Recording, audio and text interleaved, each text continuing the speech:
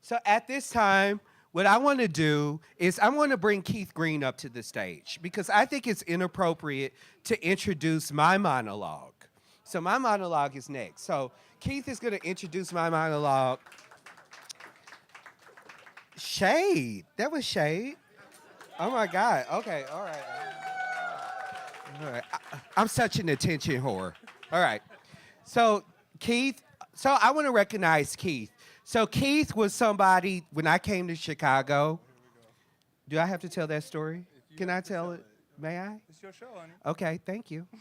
So finally, you recognize I'm the boss. Boss lady. Shade. Boss lady. Shade. I'm gonna read you on Facebook tomorrow. You always But say it on anyway. Facebook. So I want to recognize Keith because Keith was somebody that became my brother when, you know, I came to Chicago. He didn't know me. I knew him. You know, of course, when I came to Chicago, you know how you Google everybody? Okay, I Googled Keith and I said, that is somebody I need to know.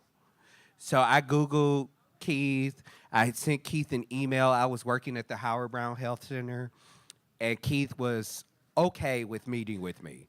We met, and I said to myself, oh my God, he thinks I'm just nutty. And I am nutty. For those that don't know me, I am nutty.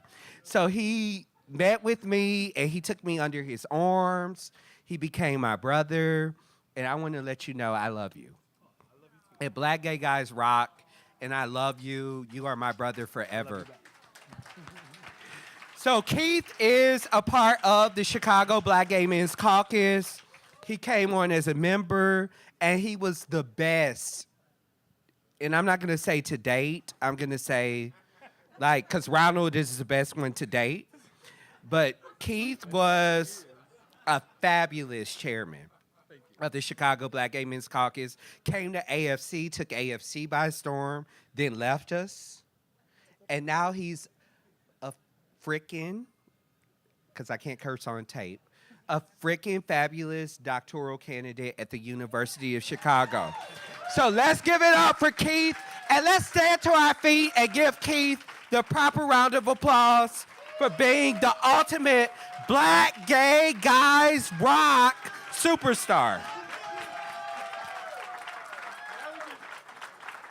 We love you, Keith. Now you can have the mic. Thank you, Galloway. Thank you. It's so good to be among family and friends. Give yourselves a round of applause. I was absolutely not expecting that.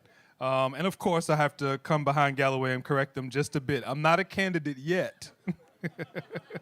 I have to pass those qualifying exams first, but it's over. Dr. Williamson, thank you for all your support. She's my #1 cheerleader helping me to get through. So thanks for that. Listen, I think so we're going to introduce Galloway's story. And I'm sorry I was a few minutes late. I was at the Hines VA earlier today doing a talk with the veterans about HIV and AIDS.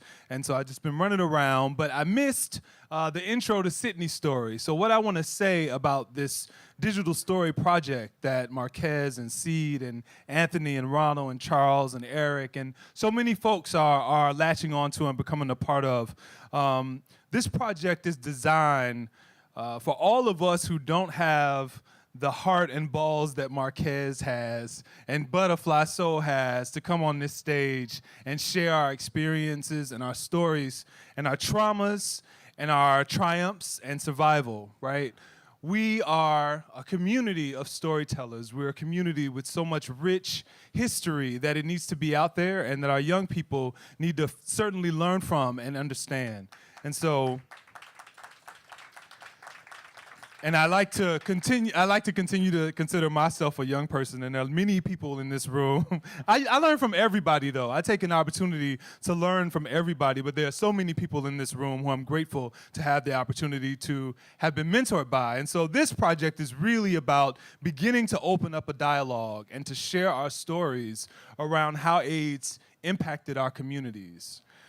So much of the story, I don't know, anybody see The Normal Heart on television a little while ago? So much of the story is absent of us, right? So much of the story is absent of the roles, the lives, the tragedies, the triumphs of Black gay men. And so this project is all about sharing our stories, collecting those stories, nurturing those stories, helping them to see it. And Marquez are wonderful storyographers, as they call themselves. And so this is about helping us to get our stories out there and to open up a dialogue. So on behalf of the Chicago Black Gay Men's Caucus, I want to thank you for the opportunity to premiere them here tonight. You can check out our website at Chi Black Gay Caucus. They will be launching over the next several months on our site and through our upcoming mobile app. So look for it as well. That's my quick plug. And so without further ado, we're going to see Anthony's story.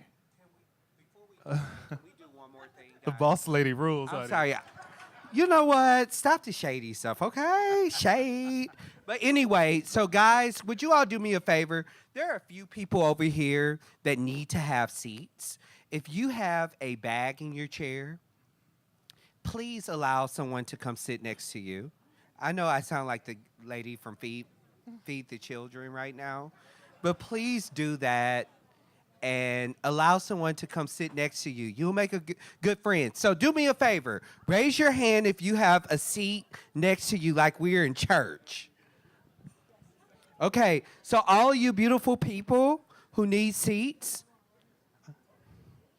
okay, I guess no one needs to. Okay, all right. I think everybody is seated where they want to be seated. Also, I want to recognize Pamela Tassin, the beautiful lady at the front. Thank you, beautiful lady, Pamela Tassin. I want to thank Megan Morin from AFC. Thank you so much. And so I'm going to give it back to Keith real quick. All right. Sorry, Keith. Roll that beautiful bean footage.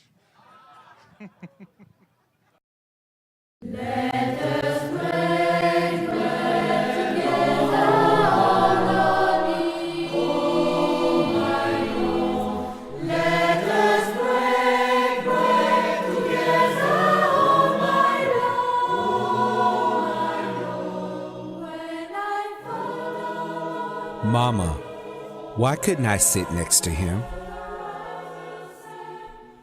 He's a homosexual, son, and he has AIDS. We don't know how it spread, and I don't want you exposed. But Mama, but nothing, honey. Yes, ma'am.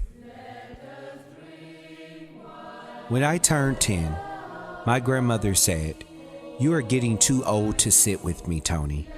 I want you to sit on the front pew from now on, okay?" I sat on the front row, also known as the morning bitch, doing it in repetition like all the men and young boys would do. Later, during one of my final trips to Rising Star Missionary Baptist Church, she tapped me on the shoulder and motioned me to move back to sit with her. I was puzzled. On the drive home that evening, she told me about the young man whom I sat next to on the bench before I was motioned to move back. Where he sat, thin, sad, and looking like he was about to fall asleep. His condition confirmed the rumors that his health was in obvious deterioration. What my grandmother didn't know was that I wanted to sit by him to express my compassion, but that desire was superseded for her love and desire to protect me.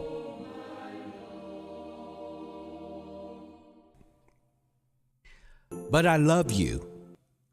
Just because we had sex doesn't mean it's love. You're young. But we can spend the rest of our lives together. I'll take care of you. I promise. Now that's the most ridiculous thing I've heard you say. The first time I saw him, he didn't see me. Well, he saw me, but I didn't see him seeing me. I would later find out. "Hi, my name is William. What's your name?" "I'm Anthony." "You're a tall guy." I was tongue-tied. "Well, Anthony, it was nice to meet you." "Oh my God, I've been watching you and you are everything I dream about." I didn't say it aloud, of course. I let him walk away. I was 19. He was 32. If the barbarians at the gate can't get you, the snakes in the grass will. I wanted to contribute to change, but my grandmother in protest said, "Not my baby." I wanted people to see me sitting next to the drifter in the church. I hoped that this simple act would say fuck you to everyone that shamed him. He deserves love no matter what. I saw him maybe a year or two later at a nightclub dressed in drag. I spoke to him and he appeared to have dementia. People laughed at him. I can't help but to think that he may have died without knowing the love of his church, his family, or his community. Back then, it was very easy to come to the estimation that no one loved us. This young man and I share a bond and a commonality that in rejection and fear, there's light, perhaps love, but at the very minimum, grace.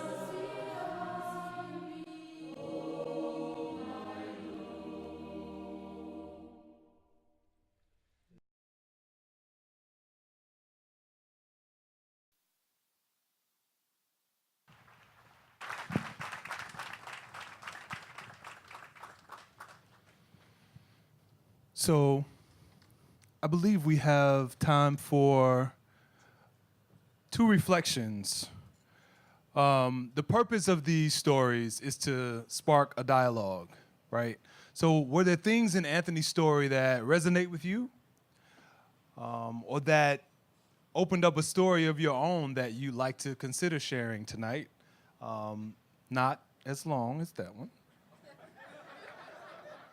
but I'll give you a minute. Anybody? I think I can't really see back there, but you can come up to the front. Oh, there you go. Yeah. Come on up. And if there's another one, we're gonna take two. So if there's another one and you thinking about it and want to jump up, be sure you do that. Are we giving the mic or is he coming up? Oh, there's a mic in the middle. Go right on up.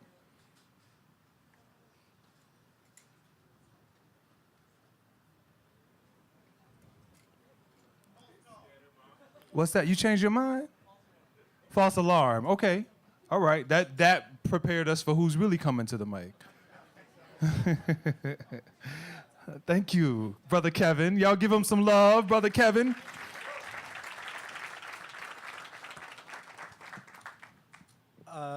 Anthony's story is a lot of us because we all grew up in the church.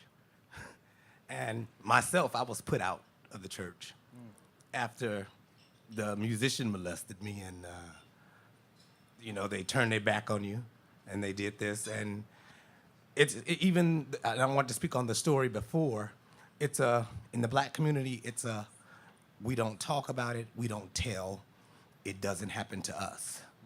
And even with, me being by the age of 10, when he was talking about, you getting beat up, the kids used to tease me because I was the feminine child. And so between 8 and 10, I was molested by the people that were beating me up. And so we learned this behavior, and there's nobody to protect the black children because the black people don't talk about it. And it's a secret. And then when we learn to express love as sex, because that was the price of admission to get away from everything. Even when you were in church and somebody was doing something to you in church and they were scorning you, they were calling you faggots, they were doing this, you accepted it, you didn't talk about it because you had to be strong, little nigga. So it all ties into us as black people learning to embrace things that we may not understand because it takes a toll on our black youth. Our black boys don't have any outlets because you have to be a strong black man. You don't cry. And then you protect your mother because you know she's working and she's doing this and you just don't say anything. So we go unheard. You become a life of sex and love, leads to promiscuity, And then it leads to a life of HIV or this. And we can't stay together because when we get tired of each other, we just move on to the next sexual partner because that's what love is in our heads. So that's all I had to say. Thanks for sharing, Kevin. Lots of interesting points made. And certainly this is about, again, starting the dialogue, getting us talking about those things that, sometimes not easy. I'm only filling the time until our second reflection comes to the mic. Oftentimes not easy, and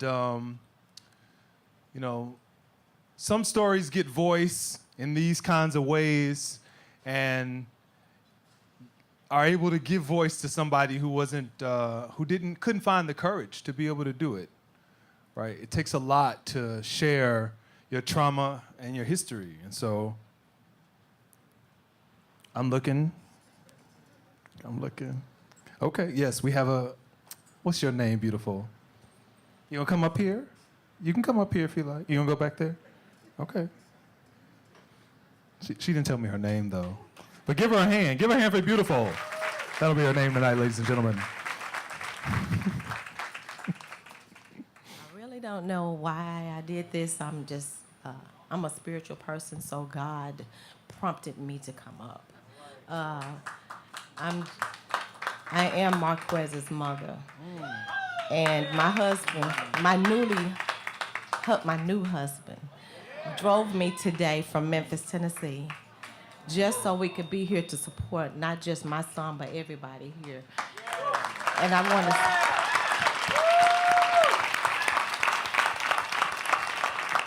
want to say, gay men do rock. I love my child, no matter what, unconditionally. He has my support no matter what. And he experienced a lot of tragedies in his life. I do take some of the responsibility because I was a mother, a crack addict for 10 years, and I've been delivered 26 years. Praise God for that. But I just want to say, gay men, gay women, lesbians, they're real people. They're people too. And I have friends that are in the same gender, same sex identities, and I love them. To be perfectly honest, they're the most loving people that I can be surrounded by. My church that I attend in Memphis, Tennessee, and I'm not ashamed to tell it, it's a lot of, we welcome gay people there because it's like a hospital. And I just want to say thank y'all for supporting the Gay Men Caucus and all the associations that, that were mentioned tonight. And I just want to say, keep on telling your story because it needs to be heard. There are a lot of people that are ashamed, that are in the closet, and today it's just not necessary. Just be who you are. You know what I'm saying? Just be who you are. But only thing I want to say is make sure you just practice safe sex no matter what. God bless you. Y'all stand to your feet and give her a round of applause.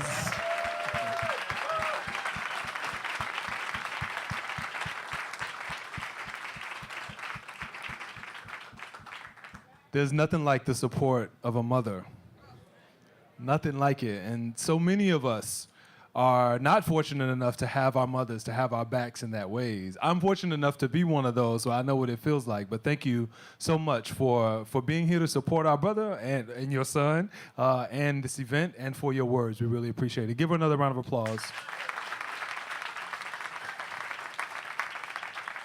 Again, this Friday, shyblackgaycaucus.org, the dialogue begins around these digital stories. There are 8 of them currently just out of production. More will be in production. So without further ado, I'm going to turn the microphone over to Anthony Galloway. Thank you so much, and God bless you.